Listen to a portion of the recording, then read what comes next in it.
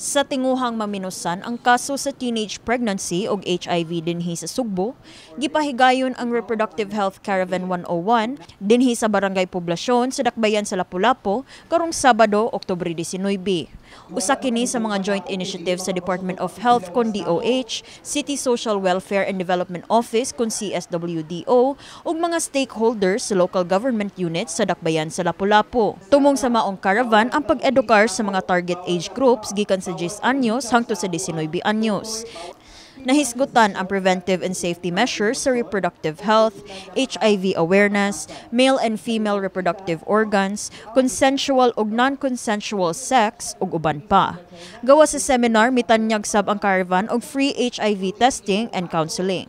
Nakahukom ka nga buhaton kini nga walay puwersa, pressure, manipulasyon or bisan unsang hulga, no? For example, wala makanigugman ako kay dili makamusukot makikilawas nako. So sayop ka na ha. Usa sa mitambong sa maong seminar ang 18 anyos nga dalaga nga si Marie Anime Bandilaw nga mipaambit nga namabdo siya ni adtong 13 anyos pa lamang. Gani bisag nabuntis og sayo, namahayag siya sa kamahinungdanon nga motambong gihapon ni ining kalihukan. Kanang pregnancy kanang sayo namin parahanak ko sayo kay ko naminyo. Nang 13 ko, na 14 ko ng anak. Daghan na ibalaan niya. Biling sad ko kung naaray mga ingani pod kanang mutungara ko maminaw ra anak. Para daghan pud og maibalaan tanan. Mibutyag ang SK Councilor o Committee on Health Division Head dinhi sa Barangay Poblasyon, Lorigin Labnutin, nga angay ipahigayon ang Reproductive Health Caravan, ilabi na nga usa ang Barangay Poblasyon sa adunay labing daghang kaso sa teenage pregnancy. Sa teenage pregnancy diri sa poblasyon, so akong pagkahibaw, less gid og knowledge, so less gid og knowledge ang mga batanon kay nganuman daghan nagnabuntis yan. Then need sila og guidance, so dako kay kog pasalamat nga nag-implement ka seminar karon.